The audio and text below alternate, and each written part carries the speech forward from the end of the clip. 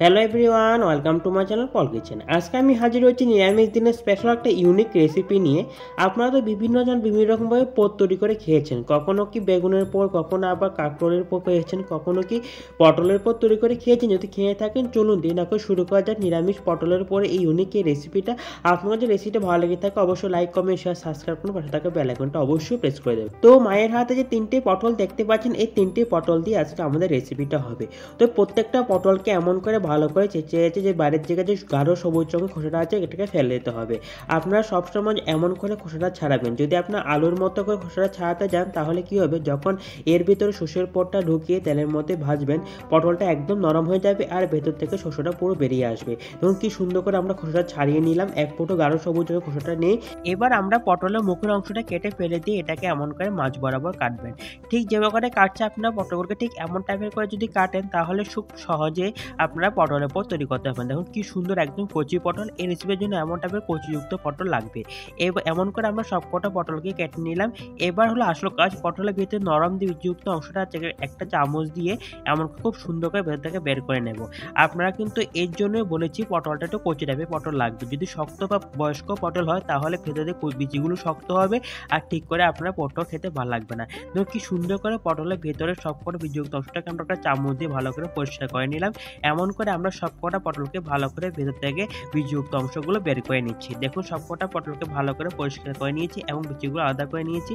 এই ধরনের একটা শস্য বাট নিয়েছি, শস্যটাকে ভালো করে আমরা পেস্ট করে নিলাম। এবার ওভেনে একটা কড়াই বসিয়ে দিলাম পরিমাণ মতো তেল। তেলটা গরম হয়ে গেল। এবার আমরা পটলের ভেতরে নরম বীজযুক্ত অংশগুলো আছে এগুলো তেলের মধ্যে দিলাম, দিয়ে এগুলোকে একটু হালকা লালচে করে ভেজে নেব।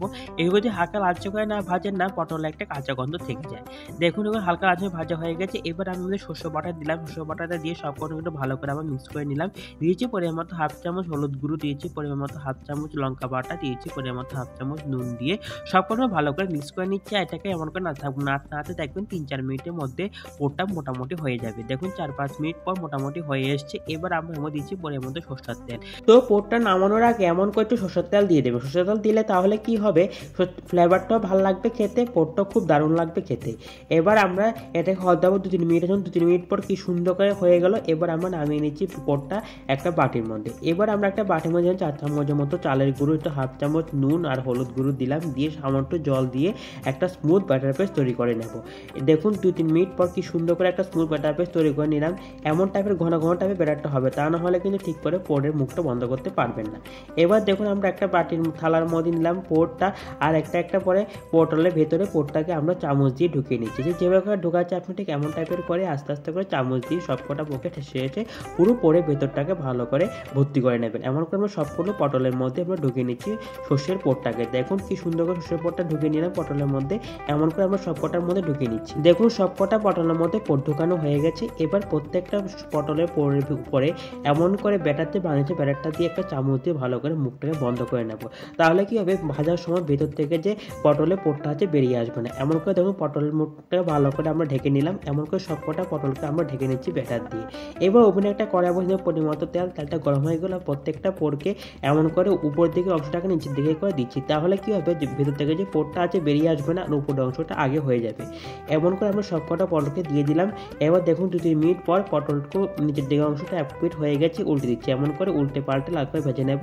আর নিচের দিকে সবুজ অংশটা আছে এটাকে আবার উল্টে দেওয়ার পর নিচে সবুজ অংশটাকে একটু হালকা লালচে করে ভেজে নেব। এটাকে কিন্তু ভাজতে হবে খুব কম আছে, যদি বেশি আছে ভাজতে যান তাহলে কি হবে, তাড়াতাড়ি পটল লাল হয়ে যাবে, ভেতর থেকে সব পোটটা বেরিয়ে আসবে। দেখুন ২-৩ মিনিট পর নিচের অংশটা কি সুন্দর লাল সঙ্গে ভাজা হয়ে গেছে, উপরটাও হয়ে গেছে। এবার আমরা নামিয়ে নেব। এবং তৈরি করে হলো গরমা গরম পটলের পরে নিরামিষ এই রেসিপিটি। এই রেসিপিটি নিরামিষ দিনে একবার শুধু ট্রাই করেন, জীবনে ভুলবেন না, নিমেষে একটা আবার খেয়ে ফেলতে পারবেন। তো আজকে আমি ভিডিওটা শেষ করছি, আবার হাজির হবো অন্য কোনো রেসিপি নিয়ে।